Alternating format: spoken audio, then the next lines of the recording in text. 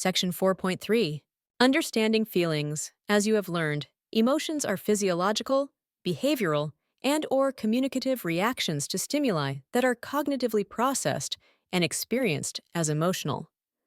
Feelings are experienced differently because they do not generate the same physiological response as emotions do. We experience more feelings in a day than we do emotions. We may feel bored or frustrated, but those feelings don't last as long, nor do they require that we manage the feeling as we do emotions. People often use the term incorrectly, such as, I feel hungry. Hunger is not actually a feeling. Expressing feelings. Expressing feelings can be uncomfortable for those listening. Some people are generally not good at or comfortable with receiving and processing other people's feelings. Even those with good empathetic listening skills can be positively or negatively affected by others' emotions.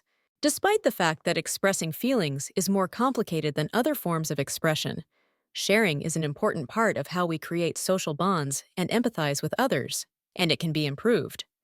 Finally, it is important to understand the difference between a feeling and a mood. Moods are low-intensity states, and these can last much longer than an emotion or a feeling. Moods can last for weeks or even months. What makes moods different is that there isn't necessarily a specific trigger, like there is for an emotion or a feeling. Can you remember when you said, I'm just in a bad mood? Sometimes we hear the expression, I just woke up on the wrong side of the bed. There was no stimulus for the bad mood. However, certain personality characteristics, such as neuroticism, can impact moods. Evocative language. Vivid language captures people's attention and their imagination by conveying emotions and action. Think of the array of mental images that a poem or a well-told story from a friend can conjure up. Evocative language can also lead us to have physical reactions. Words like shiver and heartbroken can lead people to remember previous physical sensations related to the word. As a speaker, there may be times when evoking a positive or negative reaction could be beneficial. Evoking a sense of calm could help you talk a friend through troubling health news.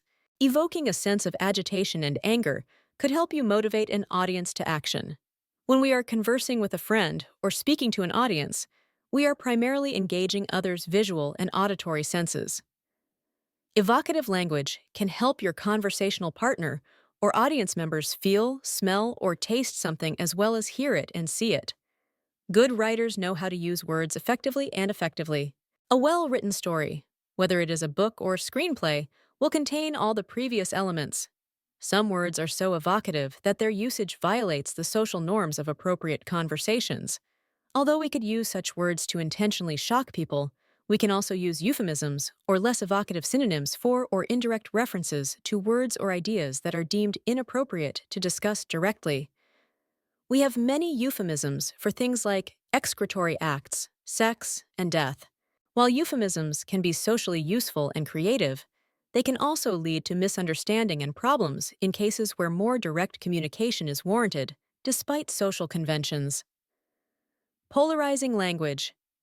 Philosophers of language have long noted our tendency to verbally represent the world in very narrow ways when we feel threatened. This misrepresents reality and closes off dialogue. Although in our everyday talk we describe things in nuanced and measured ways, quarrels and controversies often narrow our vision, which is reflected in our vocabulary. In order to maintain a civil discourse in which people interact ethically and competently, it has been suggested that we keep an open mind and an open vocabulary. One feature of communicative incivility is polarizing language, which refers to language that presents people, ideas, or situations as polar opposites. Such language exaggerates differences and overgeneralizes. Things aren't simply black or white, right or wrong, or good or bad. Being able to only see two values and clearly accepting one and rejecting another doesn't indicate sophisticated or critical thinking. We don't have to accept every viewpoint as right and valid, and we can still hold strongly to our own beliefs and defend them without ignoring other possibilities or rejecting or alienating others. A citizen who says, all cops are corrupt, is just as wrong as the cop who says, all drug users are scum. In avoiding polarizing language, we keep a more open mind, which may lead us to learn something new. A citizen may have a personal story about a negative encounter with a police officer that could enlighten us on his or her perspective, but the statement also falsely overgeneralizes that experience. Avoiding polarizing language can help us avoid polarized thinking, and the new information we learn may allow us to better understand and advocate for our position. Clearly, the way you use language both impacts your ability to express your emotions and also impacts how your messages are received by others.